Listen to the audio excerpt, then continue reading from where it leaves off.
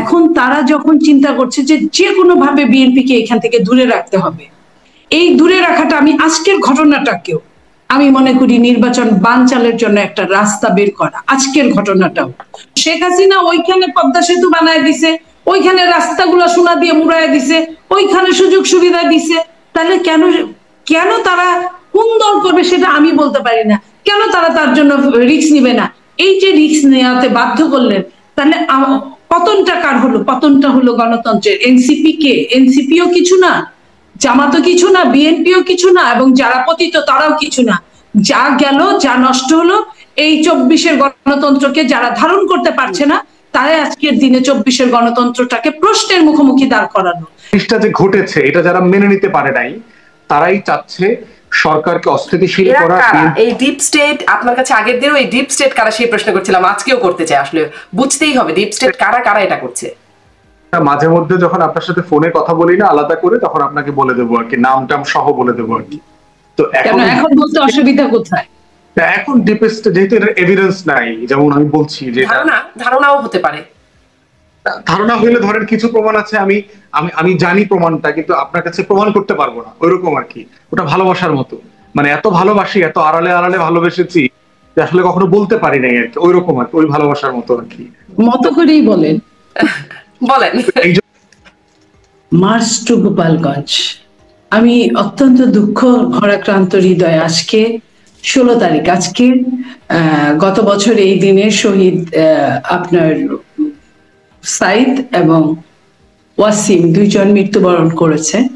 আজকে এই এমন একটা দিনে এমন ঘটনা ঘটবে, 1 বছর ঘুরে আসতে না আসতে, এটা আমরা চিন্তাও করি নাই।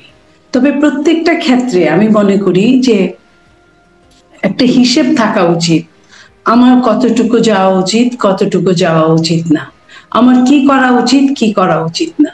প্রত্যেকটা রাজনীতিবিদদের যদি অতীত থেকে শিক্ষা নেওয়া হতো, তাহলে এই ঘটনাগুলো হতে আমরা নিস্তার পেতাম বা আমরা অ্যাভয়েড করতে পারতাম।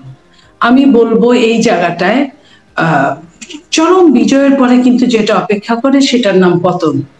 সে যাদেরই হোক, আমি আগে আওয়ামী লীগকেও এই কথাগুলো বলতাম, ঠিক আজকেও এই একই কথা আমি দিয়ে শুরু করতে চাই যে আওয়ামী লীগ সারা বাংলাদেশে থেকে বিতাড়িত হয় নাই। আওয়ামী লীগ কিছু আওয়ামী লীগ পালিয়ে যেতে পেরেছে বা সুযোগ দেওয়া হয়েছে সরকারের পক্ষ থেকে বা যে কোনো ভাবেই হোক, কিন্তু আওয়ামী লীগ কিন্তু সারা বাংলাদেশে আছে ছড়িয়ে ছিটিয়ে, যেভাবে ছিল হয়তো এক এলাকার আওয়ামী লীগ আরেক এলাকায় গিয়েছে এবং ম্যাক্সিমাম এলাকার আওয়ামী লীগ গিয়ে গোপালগঞ্জ গিয়ে ঠাঁই নিয়েছে। এটা জানার জন্য রকেট সায়েন্স পড়তে হয় না, এটা বোঝা যায়। এবং কিছুদিন আগে আপনার মনে আছে স্বেচ্ছাসেবক দলের যখন জিলানি, যে কিনা গোপালগঞ্জের ছেলে এবং ওখানে নির্বাচন করে, আওয়ামী লীগের সাথে শেখ হাসিনার সাথে নির্বাচনের লড়াই করে, সে যখন তার বহন নিয়ে যাচ্ছিল তখন যেভাবে ওখানে মারপিট হলো, স্বেচ্ছাসেবক দল কিন্তু অনেক মার খেয়েছে, কিন্তু তারপরেও কিন্তু তারা যুদ্ধ থেকে কিন্তু পিছু হটে নাই, যে পালিয়ে আসে নাই, মোকাবেলা করার চেষ্টা করেছে এবং মার খেয়েছে। ওইখান থেকে শিক্ষা নেওয়ার দরকার ছিল।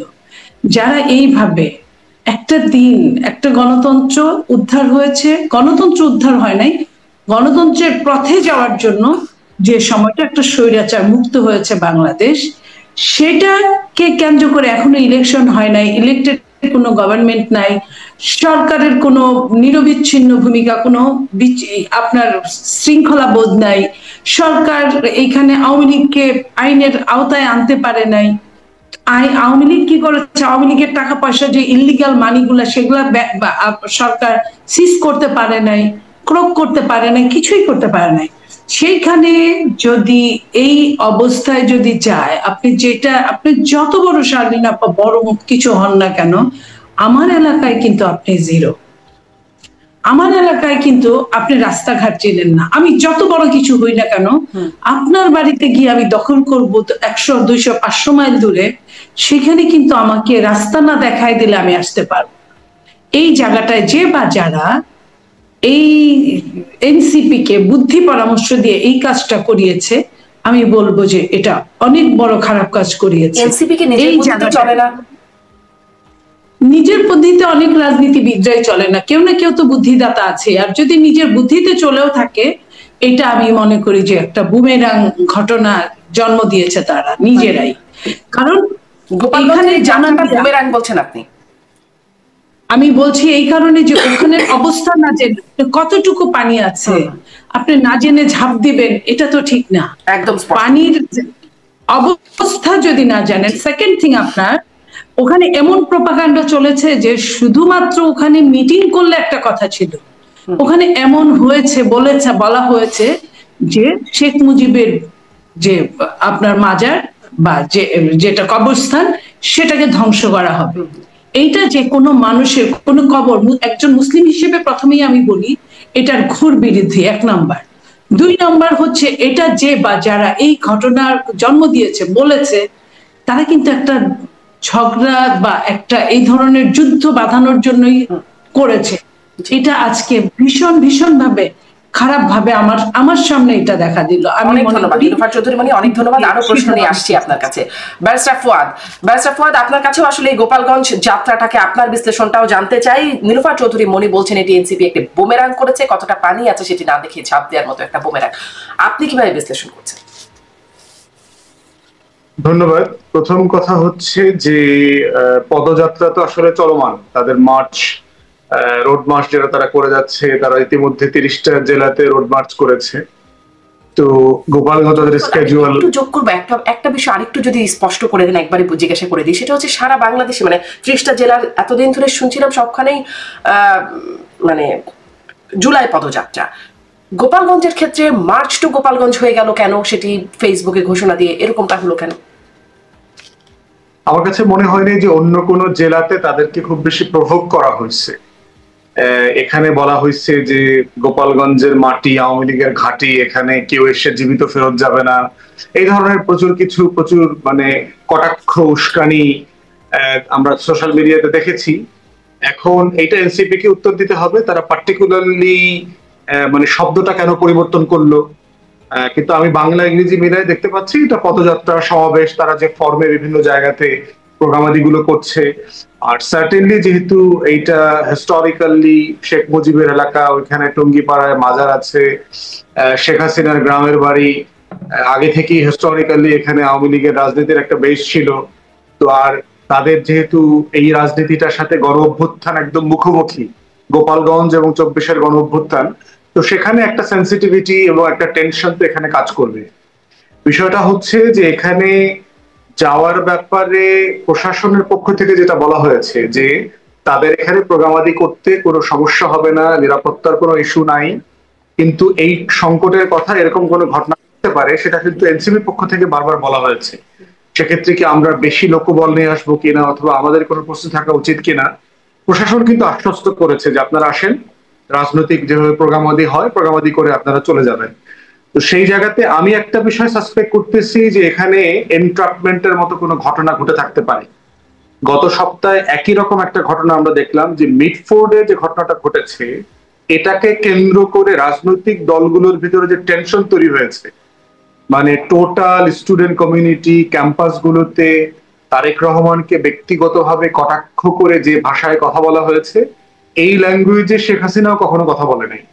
শেখ হাসিনা দেখবেন তারেক রহমানকে নিয়ে কথা বলতো কি হাওয়া ভবন বলতো, ষড়যন্ত্রকারী, টাকা পাচারকারী, কথাবার্তা বলতো। কিন্তু যে স্ল্যাং শব্দগুলো ব্যবহার করা হয়েছে, এটা তো রাজনৈতিক শিষ্টাচার, রাজনৈতিক কালচারের ভিতরে আমাদের ছিল না। ইভেন আমরাও যারা হাসিনার বিরুদ্ধে বক্তব্য দিয়েছি, এত বক্তব্য দিয়েছি, হাসিনাকে কিন্তু কখনো আমরা এই ধরনের স্ল্যাং ব্যবহার করি নাই। ফেরাউন বলছি, সর্বোচ্চ স্বৈরাচার বলেছি, ফ্যাসিস্ট বলছি, নমরুদ বলছি, এই ধরনের শব্দ ব্যবহার করেছি, কিন্তু এই ধরনের স্ল্যাং কখনো ব্যবহার করি নাই। এবং দেখেন এটার পরে কি হচ্ছে, এই করতে করতে বিএনপির ছাত্র সংগঠন আবার ব্যাপক শোডাউন করলো, করে আবার জামাত এবং এনসিপির বিরুদ্ধে তারা আবার ওখানে স্লোগান দিল। তাহলে বোঝা যাচ্ছে যে চাঁদাবাজির ঘটনা অথবা একটা মানুষ খুন হয়েছে, এগুলো খুবই দুঃখজনক। কিন্তু বাংলাদেশের কালচারে এটা তো নতুন কিছু না যে আমাদের গত 10 বছরে কোনো চাঁদাবাজি হয় নাই, কোনো খুন খারাপি হয় নাই। এটা তো বাংলাদেশের একটা কমন ফেনোমেনা, যেটা নিয়ে আমরা কথা বলেছি যে আইনের শাসনের সমস্যা আছে, ল এনফোর্সমেন্টের প্রবলেম আছে, পুলিশিং এর প্রবলেম আছে। এটা তো একটা জটিল লম্বা মোটা দাগের আলোচনা। তো সেখানে সাডেনলি দেখেন যে তিনটা দল তিনজনের বিরুদ্ধে কন্টিনিউয়াসলি কথা বলছে, বিএনপি, জামাত, এনসিপি সবাই সবার বিরুদ্ধে লেগে গেছে। তো এই ঘটনাটা কি লেগেছে নাকি বিএনপি মানে এনসিপি আর জামাত আসলে বিএনপির বিরুদ্ধে, বা বিএনপি হচ্ছে এনসিপি জামাতের বিরুদ্ধে জয়েন করছে? এনসিপির সাথে তো জামাতের টেনশন দেখলাম, নাহিদের দু একটা স্টেটমেন্টের ব্যাপারে দেখলাম, জামাতের আমির বলছে যেটা ব্যাখ্যা তার কাছে চাইতে হবে এরকম। তো এই বিষয়গুলো যেটা, এবং দেখবেন যে ঘটনাগুলো অ্যারেস্ট হচ্ছে, একটা ছেলেকে গ্রেফতার করছে শিবিরের মিছিল থেকে বলছে, আবার আরেকজনকে বলছে যিনি খুন হয়েছে তিনি যুবদলের রাজনীতি করতেন, আবার যিনি মারছেন তিনি বলা হচ্ছে যুবদলের কর্মী, কিন্তু আবার এনসিপির নেতৃবৃন্দের সাথে তার আবার ছবি আছে। তাহলে বিষয়টা দেখেন যে কত জটিল সিচুয়েশন ডেভেলপ করছে এখানে। এবং এই যিনি খুন হয়েছেন তার আত্মীয়া, সম্ভবত ভাতিজি, ভাগ্নি, এরকম একটা মেয়ের ইন্টারভিউ আমরা দেখলাম যে এটার ভিতরে একটা ষড়যন্ত্র আছে, এটা পরিকল্পিত, এবং এটা অনেক সিসিটিভি ফুটেজ আমার কাছে আছে এরকম একটা বক্তব্য দেখলাম। আমি এটার ভিতরের বাইরের পরের এক্সটেনশন আর কোনো কিছু জানি না। আমার কাছে মনে হয়েছে যে মিটফুডের ঘটনাটাকে পরিকল্পিতভাবে করা হয়েছে। এই এনট্রাপমেন্টের ঘটনা, পলিটিক্যাল পার্টির ভিতরে সম্পর্ক নষ্ট করার যে একটা চেষ্টা, এইটা সফল হয়েছে। এবং এটার এক্সটেনশনই দেখলাম আজকে সেকেন্ড ইনসিডেন্ট হলো এক সপ্তাহের ভিতরে, যে গোপালগঞ্জকে কেন্দ্র করে যে টেনশনটা তৈরি করেছে। আমি কি একটু ফার্স্ট ইনসিডেন্ট নিয়ে আরেকটু জানতে চাই, তারপরে সেকেন্ড ইনসিডেন্ট। আপনি যদি দুইটা ভাগে ভাগ করছেন তাহলে পরিকল্পিতভাবে ঘটানো হয়েছে বলেছেন, এই পরিকল্পনাটা কার? পরিকল্পনাটা হচ্ছে যারা ওই শক্তির, যারা তারেক রহমানের সাথে প্রফেসর ইউনূসের মিটিংটা হোক এটা চায় নাই। বাংলাদেশে দিল্লি এবং আওয়ামী লীগের একটা ডিপ স্টেট আছে এখনো, যারা আমলাতন্ত্রের মধ্যে আছে, সামরিক এবং বেসামরিক জায়গাতে, বুদ্ধিজীবী, গণমাধ্যম সবকিছুর মধ্যে আছে। তারা কখনোই চায় নাই যে তারেক রহমানের সাথে এই মিটিংটা হোক। এই মিটিংটা হওয়ার আগে আপনার মনে থাকার কথা, বিএনপির অনেক সিনিয়র নেতৃবৃন্দ কন্টিনিউয়াসলি দেখবেন তারেক প্রফেসর ইউনূসকে এবং অন্তর্বর্তীকালীন সরকারকে হেয় করে প্রচুর স্টেটমেন্ট দিচ্ছিল। একটা কৃত্রিম ভাবে একটা টেন্স সিচুয়েশন তৈরি করা হয়েছিল। এই মিটিং এর পরে কিন্তু সিচুয়েশন কাম ডাউন হয়ে গেছে, ডিএসকেলেটেড হয়ে গেছে। বিএনপি নেতৃবৃন্দ দেখেন এখন টোটালি কিন্তু কোঅপারেট করছে, খুবই ভদ্র ল্যাঙ্গুয়েজে স্টেটমেন্টে কথা বলছে, সরকারের বিরুদ্ধে কোনো বক্তব্য নাই, কোনো সভা সেমিনারে কোনো কথাবার্তা হচ্ছে না, টকশোতে কথা হচ্ছে না বিএনপির পক্ষ থেকে। এই জিনিসটা যে ঘটেছে এটা যারা মেনে নিতে পারে নাই, তারাই চাচ্ছে সরকারকে অস্থিতিশীল করা। এই ডিপ স্টেট আপনার কাছে আগের দিনও এই ডিপ স্টেট কারা সেই প্রশ্ন করছিলাম, আজকেও করতে চাই। আসলে বুঝতেই হবে ডিপ স্টেট কারা এটা করছে। মাঝে মধ্যে যখন আপনার সাথে ফোনে কথা বলি না আলাদা করে, তখন আপনাকে বলে দেবো আর কি, নাম টাম সহ বলে দেবো আর কি। তো এখন বলতে অসুবিধা কোথায়? এখন ডিপ স্টেট যেহেতু এর এভিডেন্স নাই, যেমন আমি বলছি যে ধারণাও হতে পারে। ধারণা হইলে ধরেন কিছু প্রমাণ আছে, আমি জানি প্রমাণটা, কিন্তু আপনার কাছে প্রমাণ করতে পারবো না, ওইরকম আর কি। ওটা ভালোবাসার মতো, মানে এত ভালোবাসি, এত আড়ালে আড়ালে ভালোবেসেছি যে আসলে কখনো বলতে পারি নাই আর কি, ওইরকম আর কি, ওই ভালোবাসার মতো আর কি। মতো করেই বলেন। এই জন্য আমরা বোধ করছি যে ওই ফাঁদে ইতিমধ্যেই তিনটা দল পা দিয়েছে, বিএনপি, এনসিপি এবং জামাত। তো আমরা বোধ করছি যে রাষ্ট্রীয় শত্রু আর রাজনৈতিক প্রতিপক্ষ, এই সম্পর্কটা যেন আমরা গুলায় না ফেলি, আমরা গত 16 বছরটাকে যেন ভুলে না যাই, 24-এর গণ অভ্যুত্থান যেন ভুলে না যাই। এই ভুলগুলো এই দলগুলো বিএনপি আগে করেছে, করে সম্মিলিতভাবে এটার মাসুল দিয়েছে, বছরের পর বছর মাসুল দিয়েছে। তাই আমি এই নেতৃবৃন্দকে, এই রাজনৈতিক দলগুলোকে বলছি, দয়া করে পুরাতন সেই ফাঁদে আবার পা দিয়েন না। আপনাদের ভিতরে টেনশন, সমস্যা কি? বিএনপি সমালোচনা করা যাবে না, অবশ্যই যাবে। তারেক রহমানের সাথে দ্বিমত করা যাবে না, যাবে তো। কোথায় দ্বিমত করবেন? আমরা ঐক্যমত কমিশনে বিএনপির সাথে দ্বিমত করছি না? বিএনপির 31 দফা সংস্কার প্রস্তাবের সাথে আমরা দ্বিমত করছি না? দ্বিমত করার কারণে কি আমাকে সালাউদ্দিন ভাইকে অথবা বিএনপির কোন নেতাকে গালাগালি করতে হচ্ছে, বাপমা তুলে কথা বলতে হচ্ছে? ভদ্র ভাষাই তো গণতন্ত্রের যে ল্যাঙ্গুয়েজ আছে, দ্বিমত তো করা যায়। তাহলে তারেক রহমানকে ওই ভাষাগুলোতে কেন গালি দিতে হবে? এখন তারা যখন চিন্তা করছে যে কোনো ভাবে বিএনপিকে এখান থেকে দূরে রাখতে হবে, এই দূরে রাখাটা, আমি আজকের ঘটনাটাকেও আমি মনে করি নির্বাচন বানচালের জন্য একটা রাস্তা বের করা। আজকের ঘটনাটাও নইলে গোপালগঞ্জে কোনো রকম কোনো শব্দ নাই, কিছু নাই। গোপালগঞ্জ এতদিন, এই 1 বছর কিছু করে নাই। গোপালগঞ্জে হঠাৎ আজকে মনে হলো যে আরেকটা আমি মব সৃষ্টি করি, আবার যাই। ধরে নিলাম যে রুট কি মার্চ টু গোপালগঞ্জ বা আপনার কি বলে পদযাত্রায় যে গোপালগঞ্জ যেটাই হোক ধরেই নিলাম, কিন্তু ওই শেখ মুজিবের কবর স্থানের কথা আসলো কেন? তার মানে যে কোনো ভাবেই হোক অন্য খাতে নিয়ে যাওয়া জায়গাটা যাতে নির্বাচনটা বানচাল হয়। এই নির্বাচনটা বানচাল করার জন্য হঠাৎ করে আপনি দেখেন যে ঘটনাটা মিটফোর্ডে ঘটেছে, জঘন্যতর একটা ঘটনা ঘটেছে। হ্যাঁ, আমি স্বীকার করলাম যুবদলে তারা করতো, কিন্তু এইখানে কিন্তু তারা কিন্তু আগে একসাথে ব্যবসা করতো, এটাও আপনারা জানেন। তাদের মধ্যে ব্যবসায়িক দ্বন্দ্ব ছিল, তাদের মধ্যে ভাগাভাগির দ্বন্দ্ব ছিল। এইখানে কিন্তু দল কিছু না, এইখানে কিন্তু দলের কোনো কথা না। দুজন মানুষ কিন্তু, সাধারণ মানুষও কিন্তু ব্যবসা বাণিজ্য নিয়ে কোনো ঝগড়াঝাটি করতে পারে, কিংবা চাঁদাবাজি নিয়েও করতে পারে। আপনি দেখেন কোন দল চাঁদাবাজি করে না? আপনার নতুন যে দল এখনো রেজিস্ট্রেশন হলে তারা চাঁদাবাজি করে না? জামাত, তারা কি একটা দুইটা চাঁদাবাজি করে? চাঁদাবাজির যদি কোনো প্রাতিষ্ঠানিক রূপ দেওয়া যায় সেটার নাম জামাত হবে। তারা আজান দিয়ে চাঁদাবাজি করে, কিন্তু যেহেতু এটা প্রাতিষ্ঠানিক ভাবে করে আমরা কিছু বলতে পারি না, ওরা প্রাতিষ্ঠানিক ভাবে করে। আর আমাদের যদি অনেক বড় দল, যদি জামাত এরকম একটা বড় দল হতো, যে কোনো দল, তারা কতটুকু রক্ষা করতে পারতো? 4500-এর উপরে বহিষ্কার করার পরেও যদি কিছু ঘটনা ঘটে, সেটা তো আমার ঘটনা, আপনি আমাকে গালি দেওয়ার কে? আমি তো এখানে কিছু ছিলাম না। যদি এই ঘটনা ঘটে, এটার জন্য দায় কার? সরকারের আইন শৃঙ্খলা। আপনাদের দায় নাই এটার জন্য? বিএনপির আমাদের দায় আছে, তো আমাদের দায় তো আমরা করছি, আমরা বহিষ্কার করছি। আমরা তো মারতে পারি না আপা, আমরা তো তাকে গুম করতে পারি না, আমরা তো তাকে খুন করতে পারি না। তাহলে কি আপনাদের দলের নিয়ন্ত্রণ নাই? মানে বহিষ্কার করছেন, বার্তা দিচ্ছেন, হুঁশিয়ারি দিচ্ছেন, কাজ হচ্ছে না। শোনেন, আমি যদি এই কথাটা বলি আপনাকে, যে ছেলেটা আপনার খুলনায় মারা গেল, মারা যাওয়ার পর হত্যা করা হলো, হত্যা করার পরে তার রক্ষাটা হলো, সেই ছেলেটা কিন্তু বহিষ্কার, বিএনপি বহিষ্কার হওয়ার পরেও তো সে নিস্তার পায় নাই, তাকে মেরে ফেলা হয়েছে। মেরেই শুধু ফেলে নাই, আপনার রক কেটে দেওয়া হয়েছে। এবং ওই রক্ষাটা যদি সেই দিন রক্ষাটা ঘটনা না ঘটতো, হয়তোবা এই ঘটনাটা আরো বেশ কিছুদিন ধামাচাপা দিত।